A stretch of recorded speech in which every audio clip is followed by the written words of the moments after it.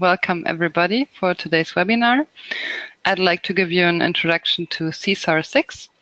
And as an example, I will work with the PDB file code 2ZFF. As you see, I have SeeSAR already open here. And when you start SeeSAR, you have three options. Either you take a download from the PDB directly, or you can load your own PDB files that you may have created or gotten from a colleague, or you can simply work ligand-based, but today we will work with the protein complex. So I type in 2ZFF and press enter. And SeeSAR in the background loads the protein, adds the hydrogens, and prepares it in a scientific way. But before we come to the scientific part, we start with the interface. SeeSAR consists of mainly three areas. The first one is the 3D viewer here, which has the protein and the molecule. And the second part is our data window here on the left side, which contains proteins and ligands and 2D information on your ligands. And most important, to work with, the toolbar here on top, which has a part on the right and on the left. And I would say let's start with the visualization part today. So we have here an appearance panel where you can adjust the background color to any color you like. Let's say leave it like this, or you can change the layout to have your table on the bottom of the window if you prefer that, or you can dock out the windows and move them to a second screen if you want. So just get them back by clicking on the other option. As people who might worked with SeeSAR before have seen already, we have a completely new layout with these dark theme.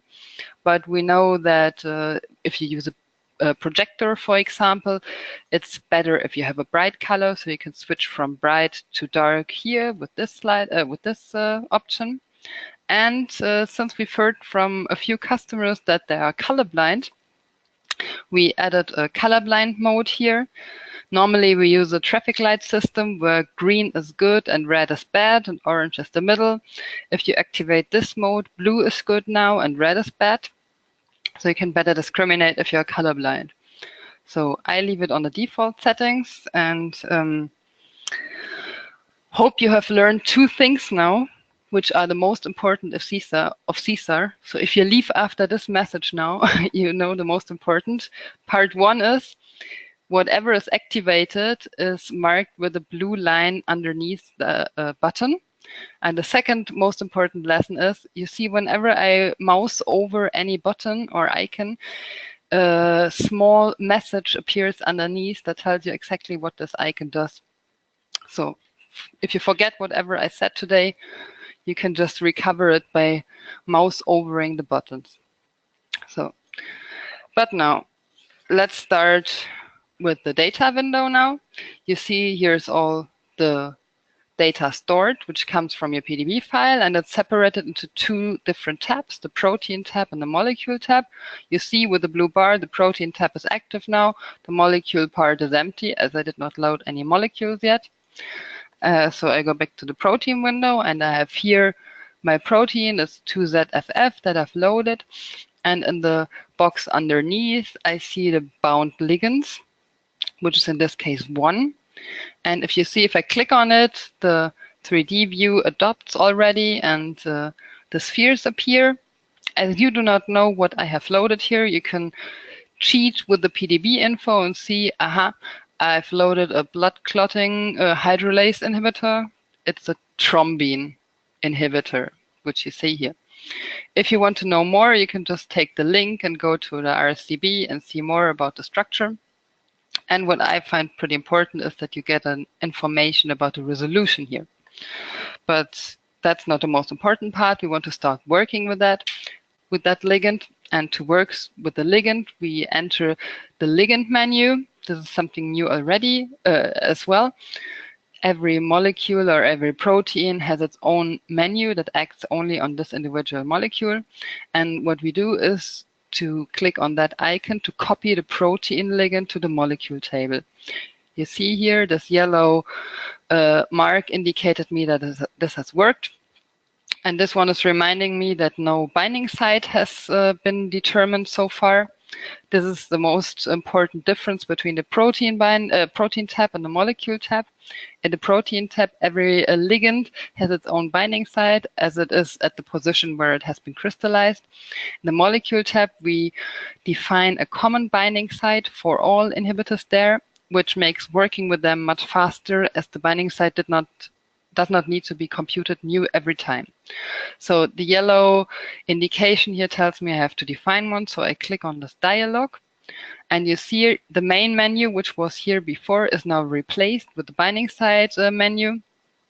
And it tells me that I have to do it in 2 steps. Select the protein I want to use first, which is pretty easy now as I have just one. And second, define the binding site either around a ligand or find new unoccupied spaces. But I want to use this ligand. Now you see it's turning blue. So I click on this ligand, and in the 3D view, the amino acids that will be taken into consideration for this binding site are switching to a pink color. So I want to use them, and I leave this dialog with the quit, with the exit symbol, and confirm my selection with a check mark here. So now the binding site is computed and the table is updated. And as we have computed, transferred this molecule here from the ligand storage of the protein tab, we have to enter the menu and do the height calculation again.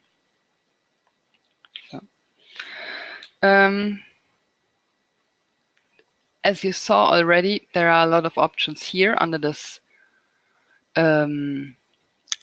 menu bar, menu icon, which are the calculating affinity or generating of poses, and the editor, which is most important for us as we want to work with the molecule.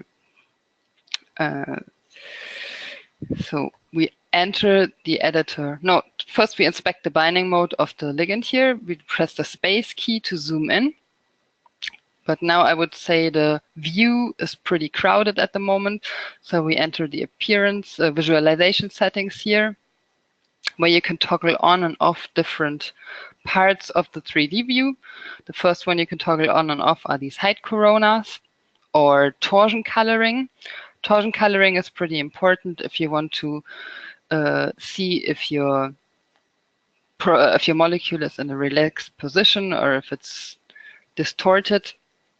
And under this ribbon icon here, you can individually toggle on and off different parts of the protein, like here the ribbon or the binding site amino acids, which we leave on now.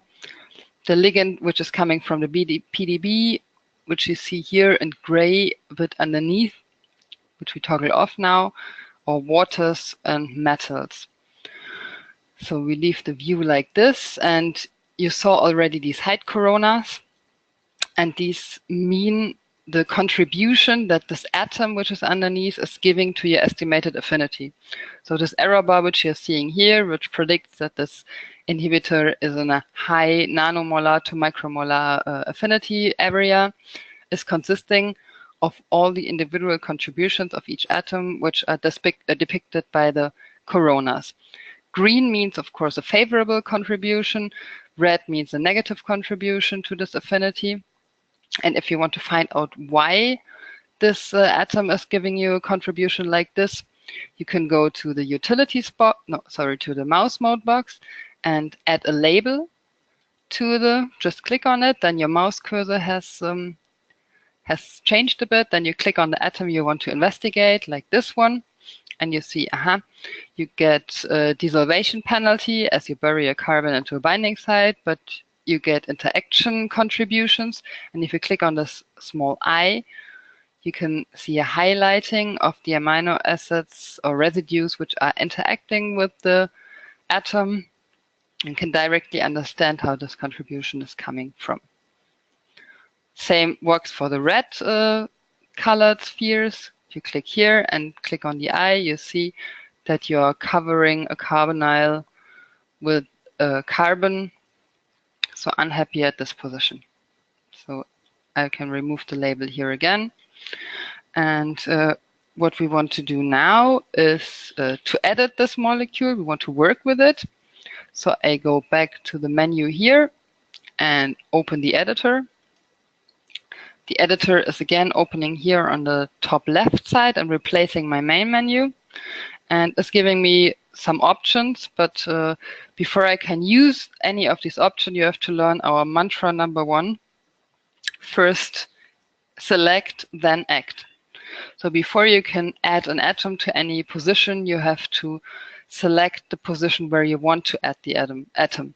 Or if you want to change an element, you have to mark the element that you want to change. You can furthermore adjust charges or bond types or adjust torsions.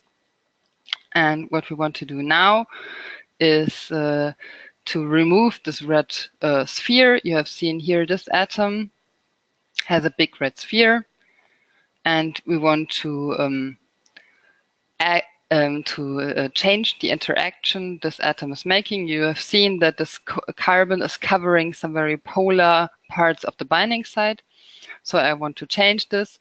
And I have clicked on the molecule here again to see these coronas. In this moment, the editor is locked. I have to click on resume. And what I do is to click on this hydrogen. I've selected this hydrogen and I want to make the change here, and I just add an amino group here. You saw that SeeSAR has directly adopted the bond lengths and angles, but the complete molecule is not minimized yet. And I cannot see the coronas now because this is just an intermediate editing mode. So to find out more about this molecule, I have to save it in the table. And I click on this icon to save it there. And you see now the height score is calculated. And if I click on the molecule here now, then you see that these coronas appear again. And what I did was a very favorable interaction with this amino group interacting with the carbonyl here. So you see now the overall estimated affinity is lower. But I'm not happy with that. So I want to make more edits. So I resume the editor again.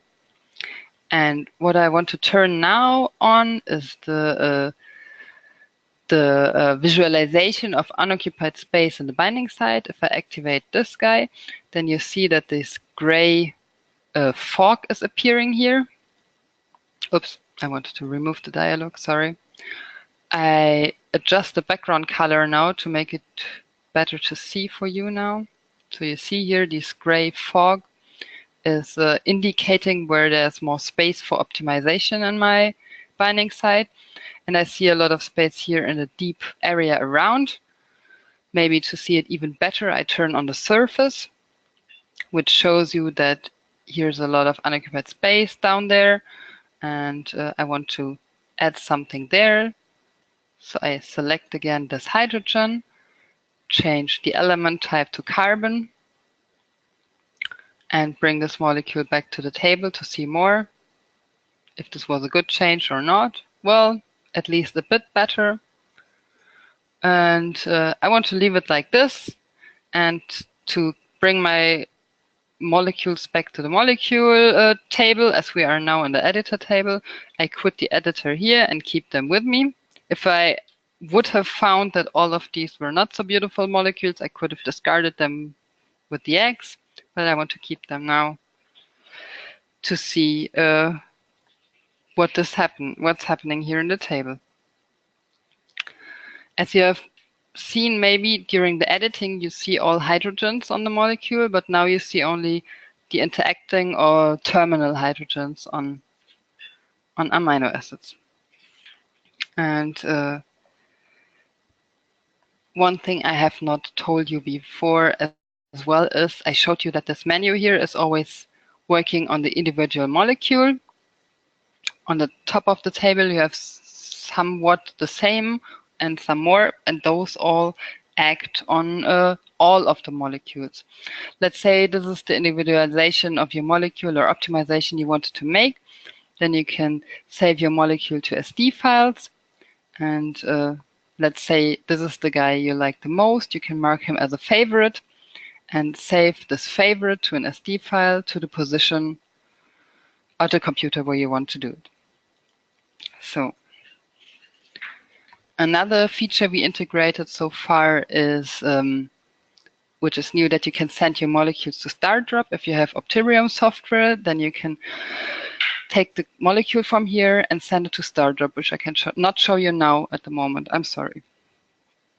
So, last but not least, which is very, very important, if you have to report this molecule, you can go to the utilities box and take a screenshot of your molecule in the binding site. Just click on it and you can save it as a PNG file. So what else is important? I did not show you yet that you can measure distance as well if you want to find out how far it is between this carbonyl and this amine. Just click on the first atom, click on the second atom, and the distance appears here. If you want to remove it, just put it to the waste bin again. So whenever you are lost at any position of your molecule, you can just go to here and center your view again to the binding site. This is not very interesting now, but if I activate the ribbon again and I'm anywhere here, it's much more interesting without the surface. Sorry. Okay. In the next step, we want to add our own molecules. We have drawn them. You can just draw them in your favorite drawer like Marvin or ChemDraw and add them via the load dialog. Just click on load, load molecules, and go to the destination where you have stored them. I stored them as an SD file, but you can take them as smiles or whatever you like. Mol2. And here they are now. And SeeSAR tells me right now that it needs to generate poses because these molecules are anywhere and nowhere, not on my binding site. They have 3D coordinates, but in the wrong position. So what I do is click on this menu here and generate poses for the ligand, which is nothing else than docking these molecules in the binding site. So we have to wait here for a moment.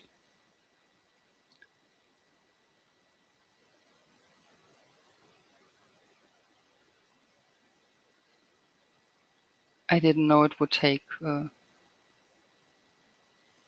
longer when the go-to meeting is on.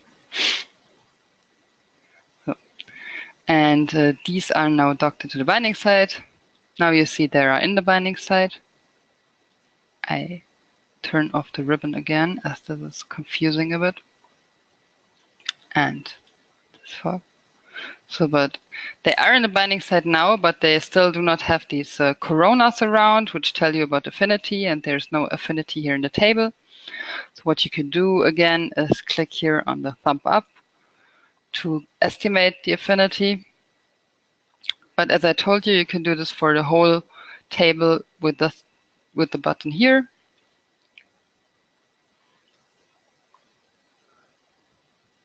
And now the height optimization is running and all molecules are scored.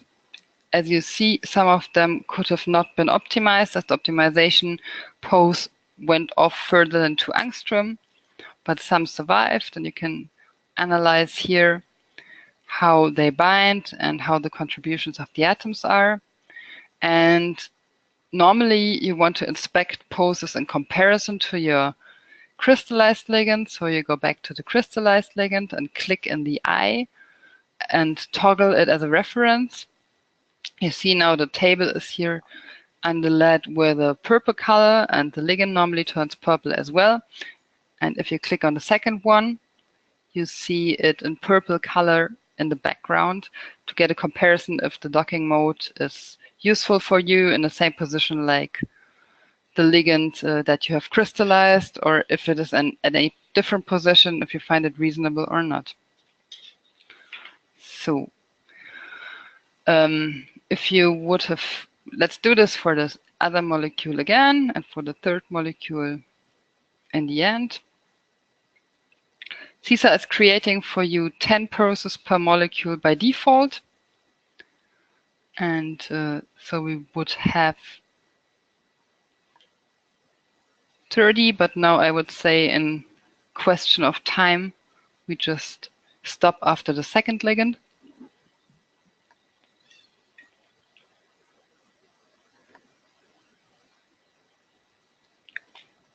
Here you see 10 poses for this ligand as well. Again, no estimated affinity. So I just score them.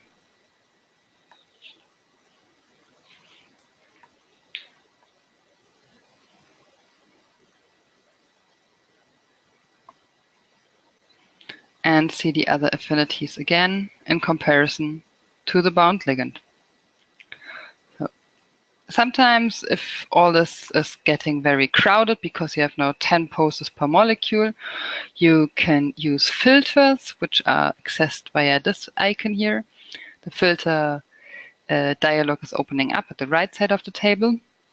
And from the drop-down menu, you can load parameters to filter for, like, let's say the molecular weight should be here. Did I just, there it is. And let's say this guy should be below 400. And then some molecules are filtered out. And if you have several molecules and just want to keep the best pose of all, put the slider on the on mode and apply the filter. If you want to remove filters again, just click on the X and apply the filter again, and here you are with one more molecule. SeeSAR tells you instantaneously how much compounds are left over to get you an overview of how many individuals or how many survived your filter. In the next step, we want to close the filter and add another protein, because I have only this 2ZFF, but I want to compare my ligands in a different crystal structure. So I access the load dialog again and download a second PDB, which is here 2ZDA, and I press enter again, and the second protein is loaded. And now you see that all the amino acids of the binding site are here double, one from the 2ZFF, the other one from the 2ZDA. For a better discrimination, you can click on the rectangle and adjust the color of the chain. Let's make one in green and the second one in blue. Now the amino acids and the corresponding molecules are colored in this color that you have selected. If you don't like it, just click on the X to remove the color. And you can close up to the binding site and find out the difference. Now the visualization dialog here is a bit more complicated, as you have two proteins. You can remove the second ribbon by clicking on the X here. But now it should be useful if you want to eliminate all secondary structures to remove them by clicking on the table header. And but you can still select and deselect them individually as well, just as you like. Now it is interesting as well if you use this molecule here to calculate the binding site from. Then here is the dialog to choose which protein you want to take. And these amino acids are marked pink already. And I confirm my choice again with a check mark. And as I have selected a new binding site now, all the affinities will be discarded. And I have to recalculate the estimated affinity as a consequence of this. So I click on the thumbs up icon again to calculate it. An important small thing that you can see here now is the source column, which tells you which molecule came from which source. This one came with a protein, came from the protein table. These two molecules we created in the editor, and these are the three we have loaded from file. So this is so far the basic part of SeeSAR and the protein part. So we come to the advanced part and start a new session with a completely new project and discard all our changes. And we start with the protein PDB file 2A3K. And oops, I'm still in the molecule table. What you see now in the protein table is that we have our protein here, which I should be seeing, but I've turned on the secondary structure. So here it is. Now the center view helped a lot because I was in a different position in space because the second the PDB code from before was in a different position in space.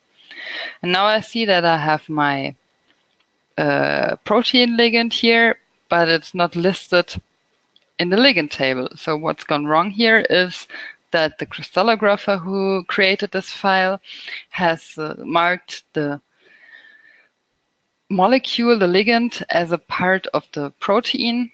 It is as a second chain. So I go to the menu of the protein and edit it as want to edit it. And as you see, I have two chains, and chain A, the second, is containing my ligand. So I move it to the ligand part, press apply and close. And now SeeSAR creates a duplicate of your protein in case you might have done something wrong, which is now here the duplicate _1. And in this table, we have a ligand listed here as well. As I clicked on this, it appeared in 3D with the coronas. Now here is your ligand. And yeah, this was what I wanted to show you, how you can access your ligand if it was stored wrong in the PDB. So in the next part, I want to show you some advanced filtering, which we started before, but not in the depth as we want to show you, is if you have a project file from your computational chemist and he made some high throughput docking for you, and you get the result file and should estimate which compounds you want to make out of them, you want to synthesize. You see here again the protein and some information about the protein and the protein ligand here.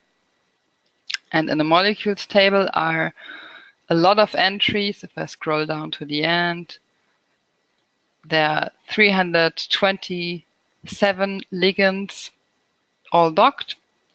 And to get a better overview, I use the filter panel again, turn the slider to on to show the best estimated affinity for each individual molecule only, apply it, and now I'm left with the 328.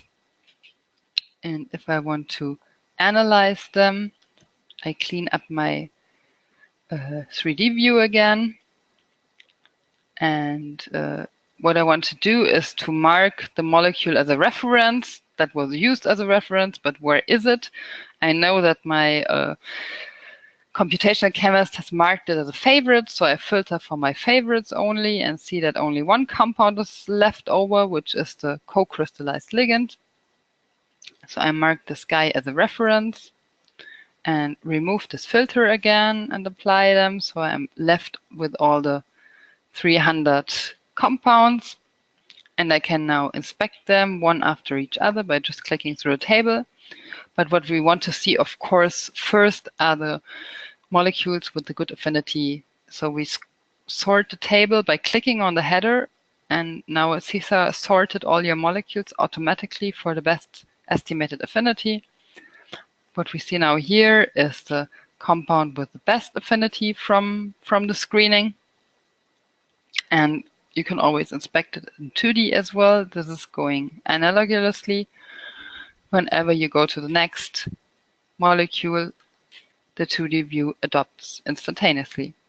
But how can I find now the molecule I like the most from this table? Let's say I know about my target and know some biophysical parameters that are needed. I can click on the small table symbol here on the right of the table. Here it is. And then you can access further biophysical parameters and as well some properties, ADME properties calculated by Optibrium, if you have purchased Optibrium software as well. And you can just add them to your table and use them for your adjustment.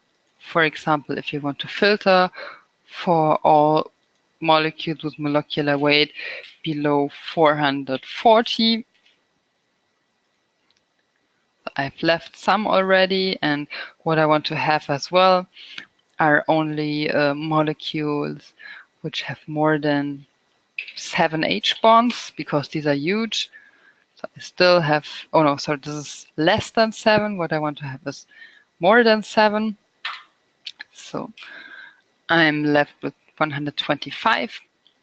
Let's say important as well is the log D, which should be, no, sorry, I meant log P,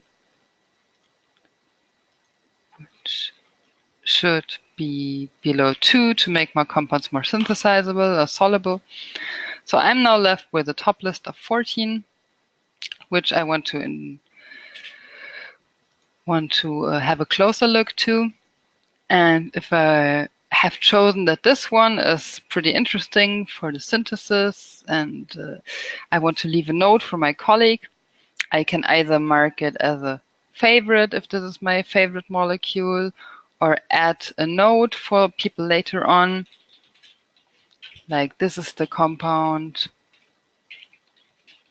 I want to synthesize. And save it. And this is now stored here. You see this speech bubble is now completely yellow. And if you mouse over, your comment is shown. If you close it here as well, then you can see it directly in the table. So, but if you remove your parameters again, the filters, and are left with a 328 again, it's interesting to use the radar plot. The radar plot shows you all these compounds in a 2D plot, and you see these small plots, radar plots on the bottom right.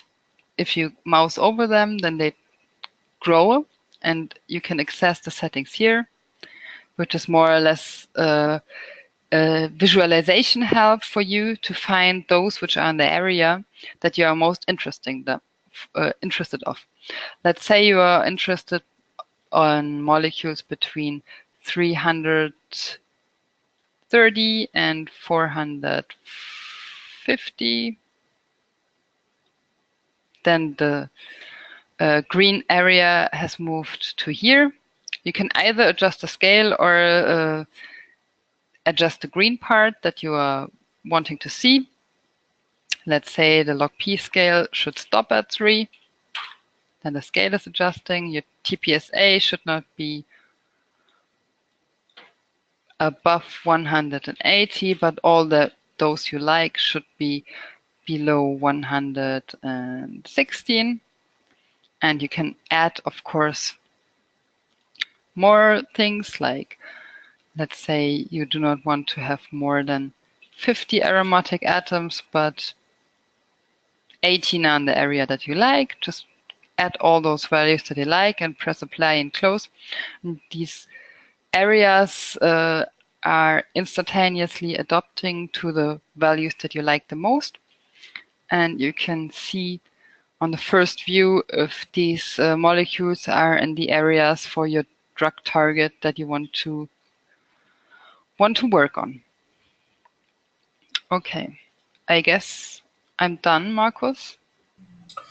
Yeah, 40 minutes, perfectly in time for a bunch of questions later on. That was a lot of information up to this point. Really, thanks very much, Franka. And yeah, before we open the forum for discussions, perhaps another second last poll with all the information that you received now. It would be very interesting for us to know what's on your wish list, what's high up on the wish list, what to have next. And therefore, please allow us a little relaxation for Franka before she'll be hopefully bombarded with questions. I'm firing up the second poll. So, what feature are you still missing the most in SeeSAR today from what you've seen so far? Just feel free, especially if you have something which is not listed here, just type it into the chat box and we'll be happy to file this into our system of prioritization. Okay, so go for it, have a click, and tell us what you'd like to have under your Christmas tree in one of the next SeeSAR versions.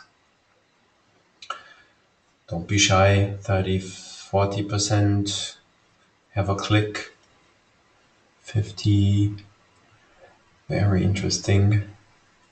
I'll give you a few more seconds so that you can actually type into the chat box in case you have something like a hidden wish that you don't dare to just utter loudly. Okay, we're beyond 70% who have answered no.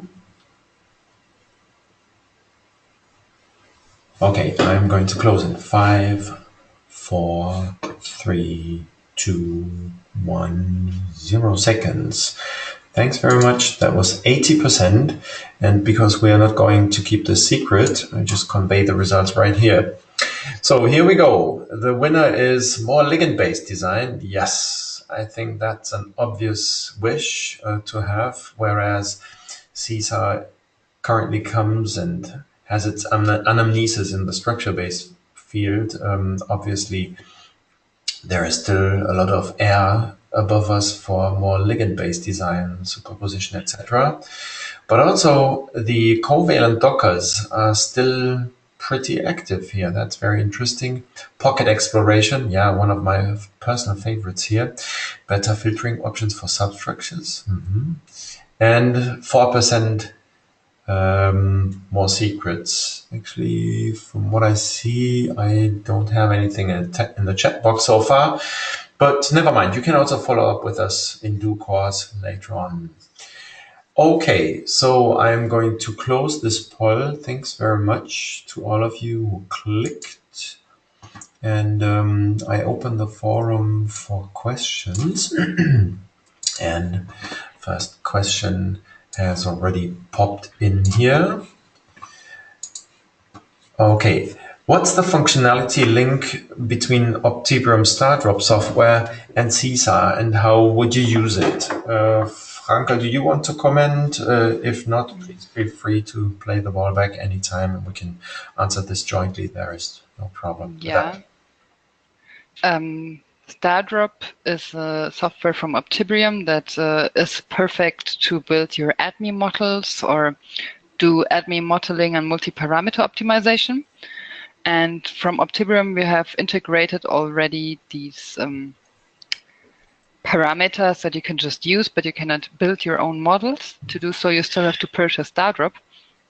And if you click on this link, you will, in the future, be able to send all these molecules to StarDrop, which is at the moment not possible because I did not set the link. You can do this in the settings box via StarDrop and select the path of your executable, which I can find on my computer, should be at least able to.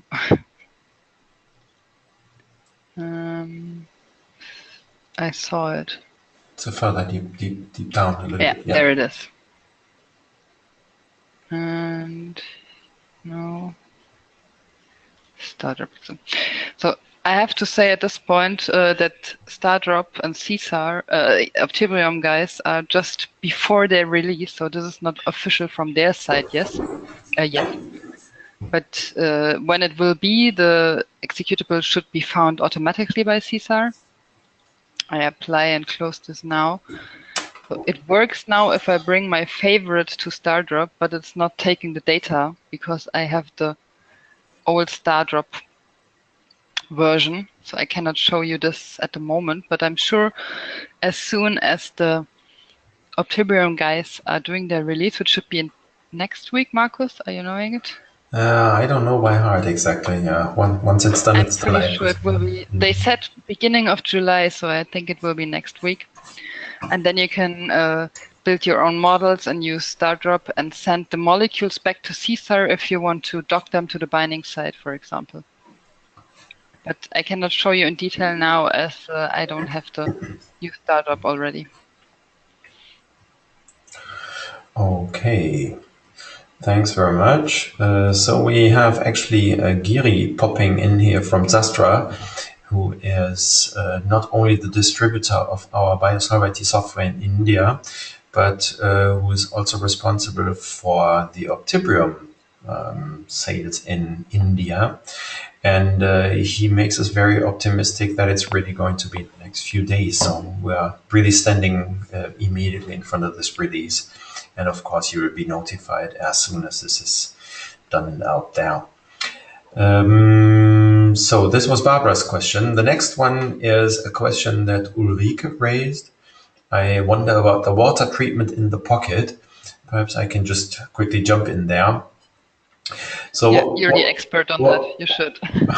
Well, what we in principle do here is we assess a pore size in the pocket, and we further assess the accessibility of that pore for a virtual water molecule. And then we consider the respective region of protein and or ligand as solvated if the pore size and accessibility are large enough for a water molecule to fit in, and we then compute the according solvation or desolvation energies accordingly. If the pore is too small, then we will consider the respective neighboring regions as not solvated, as desolvated. And we will then compare the two scenarios before binding and after binding. If the situation is the same as before binding, then by definition, the affinity, which is nothing else than delta G between unbound and bound states, or to be more exact, the ensemble of states before binding and the ensemble of states after binding, we'd consider these to be the same, so there would be no contribution to affinity. Let's see whether we have an example here. Yeah, so see the southwest carbon in the Fennel ring here, which has no corona there, so slightly northwest of the mouse in the Fennel ring. Take the Fennel ring right next to it, right? The one yeah, that's the one. So here, for example, we have zeros almost all over the place, and this I would assume, without looking much deeper in there, is because that carbon is hardly accessible for water molecules before binding, and it's hardly accessible for water molecules after binding. And once we have considered or computing an atom, an area as solvated, we will use the respective H bond acceptor and donor strengths that we take from an incremental atom incremental system of log P's that we have parameterized with respect to very small molecules, and compute the delta G accordingly.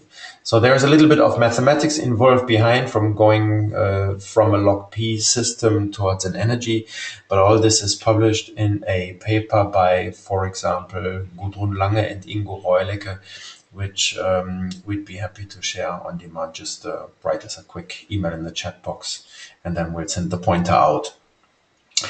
So it's kind of an intrinsic treatment of water in the pocket. If we have an explicit water in the pocket, it would just be considered just as any other molecule, be it protein, be it ligand, and we'd compute the interactions explicitly given the log P of the contributing and participating atoms.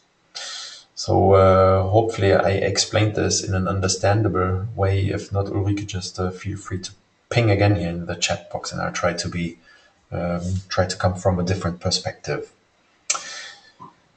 Okay, we have another question. This is from Sarah. You said that SeeSAR gives us 10 default poses for each ligand. Is there any way to sum up these poses to have one final result that summarizes all possible poses? Franka, do you want to comment? Yeah. Yes, I sort this table back for the row number, for the name. So all these molecules should be correlated to their colleagues. No, they're not. So I use the filter and filter for a name. Let's say I take all of them, which are row 100. So these, no,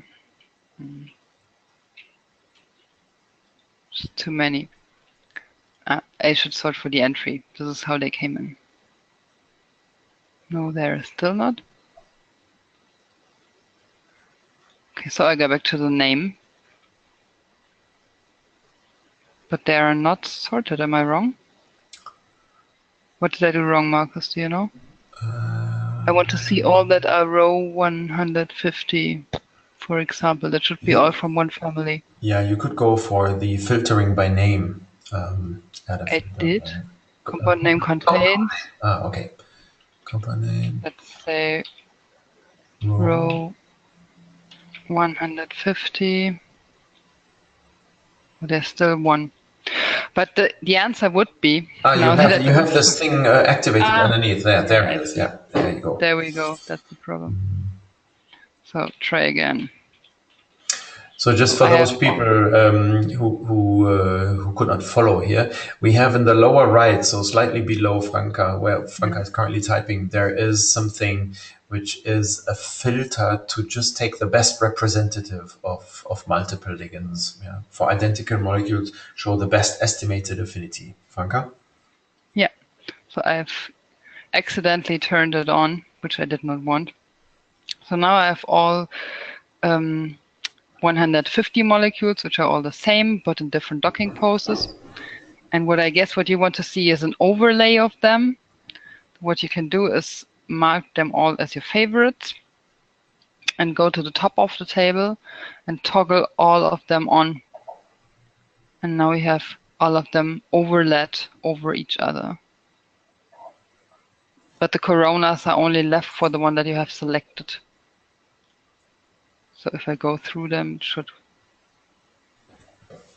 Yeah. This is a question of visualization. If we add coronas to all of the references, then it would be pretty messy and crowdy. And so we show them only for the one that you have just activated in the table, which you can see by the menu icon, which is popping up on the left of the molecule. I hope this answers the question. Yeah, Sarah, maybe one more to that. Actually, during the docking, we constantly keep on clustering the solutions. So it's not that we just generate these 10 solutions and they are extremely close by, but they are already a result of interim clustering and actually a final clustering as well, which is then subjected to the final optimization, which also includes this height scoring function with these coronas. Green is good for affinity, red is bad for affinity.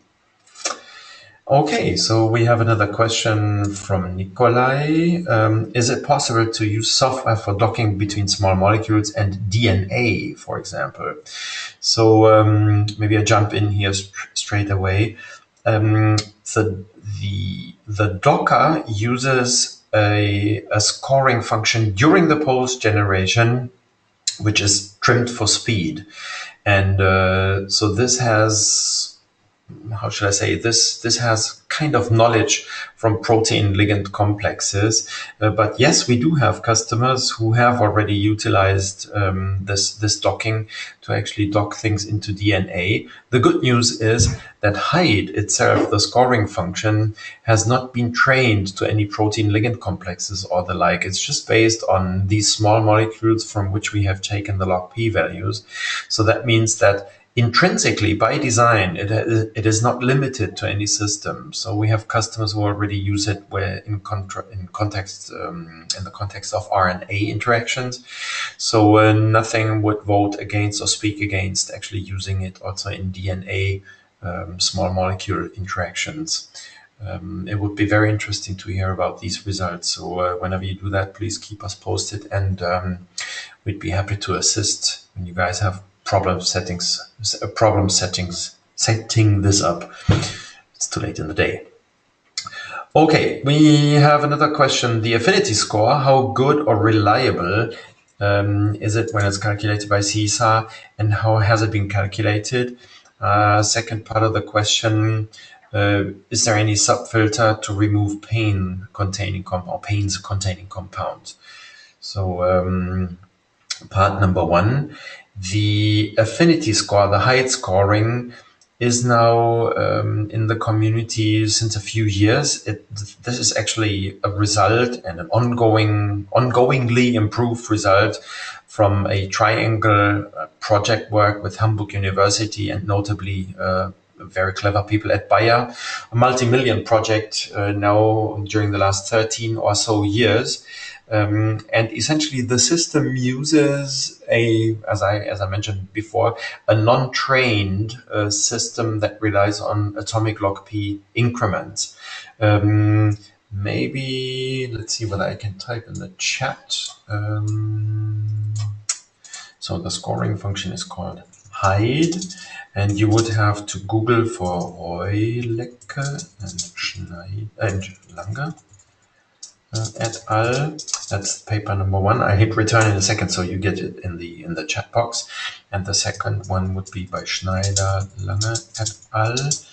And I think this is from 2013. Not quite sure, but if you Google for these publications, then you will find all the details in there. How good or reliable it is? Well, it's always hard to do these benchmarkings, but probably one of the best benchmarks that had been set up was the late 2011 docking and scoring contest that had been organized by the ACS. And this was kind of a threefold experiment there. There was a redocking exercise, there was a screening exercise, and there was an anti-dock exercise where there was a wrong target and the score should actually push the respective ligands out of the target. So identify this as the wrong target.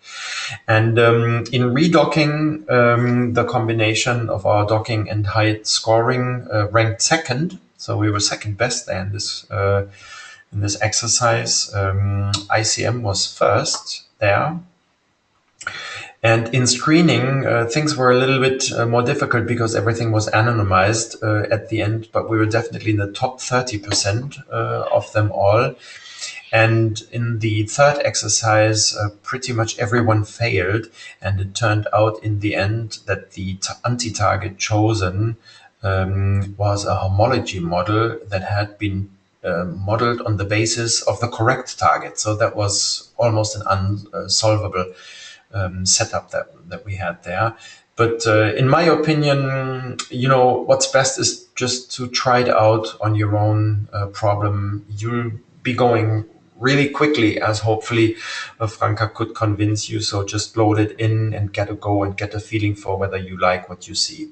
What I personally especially like about the system is that beyond the pure value or the range of estimated affinity on the left-hand side, where you can be really off easily by 2 or 3 orders of magnitudes, you still have on the right-hand side the visual explanation why the program, why the computer, and it's only a computer, why the computer thinks the way that it is. So you can get into in quotation marks, into a discussion with the computer and see whether you really believe what you see or not, whether you would think, oh, come on, this distance is just slightly above the threshold for an H-bond. I think there should be an H-bond. So you visually really assess your situation and find out whether you can trust the value or likely not trust the value that is associated with the corona. So my personal take on that is put your focus on the right-hand side where these coronas are. They are of extreme help as opposed to the error bars on the left-hand side that could be off by easily 1 or 2 orders of magnitude if you just miss an H-bond. But that's physics. So if you miss an H-bond, you can lose a lot of affinity directly. And the paints filter, currently no paints filter in there, but you could set up your own filter, but we'll take this as motivation. Franka? No, I don't think so. Sorry, but I'm arguing on paints filters because most people use them without thinking which assay they're doing afterwards. And these very common and very known paints rules apply only if you do alpha screen. So you might miss some interesting compounds if you remove them by just paints filtering if you don't do alpha screen in the end. So I think I have to argue about paints filtering. I think they are useful, but should be used with much more care than people do nowadays by just filtering out everything. Yeah, if we have an essay specialist in the house, then it's you, Franka. So I'll humbly retract and, of course, agree. No, sorry, you don't have to, and it No, was not meant offending, but no problem. well, Sorry. everybody thinks that paint filtering is the answer to everything. If you do a huge visual screening, you do a paint filter, and everybody really believes the results. But well, Yeah, definitely, there are discussions going on, also vivid discussions in the web on the usefulness of paint filters. There are publications out there. So yeah, be bold, read those experience from the others, and then think for yourself. and do a Um, secondary essay. and do a secondary essay. What algorithm is used for scoring? Yeah, I think this popped in while I answered the earlier question. So the algorithm used for scoring is called HYDE, HYDE, and the respective pointers to the publication are now in the chat box. Then we have a question from David. Have you come across enzyme targets for which the docking of potent literature compounds failed, excluding ligands inducing significant conformational changes of the target, of course? Well, That's a tough yes and one. no. Mm. Yes and no. In SeeSAR, you saw that the docking is pretty easy. You click on the ligand and say generate me poses. So there are no constraints, no pharmacophores, just a very unbiased docking. And with this, of course, it can happen that some interactions are missing that you are definitely aware of that have to be targeted.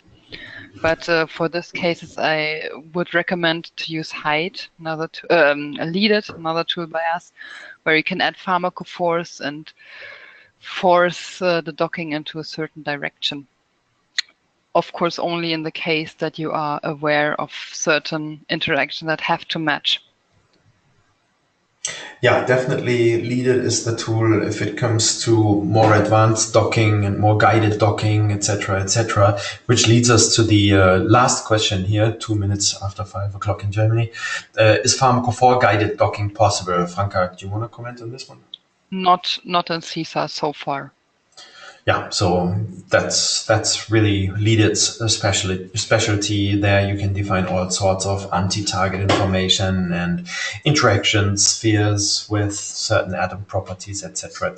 So feel free to go to our website, just download your evaluation license and play with more complex docking I questions just in there. realized that I forgot to explain a very important icon, which is the help icon here, which we recently implemented. If you click on it, a help window will pop up, and this is content sensitive. So now I'm in the filter subdialog, so the help for the filter subdialog is popping up. But in the home area, you can find much more information, and you have a table of contents. If you're stuck in any position, need more help about the radar plot, for example, then you can read it here again.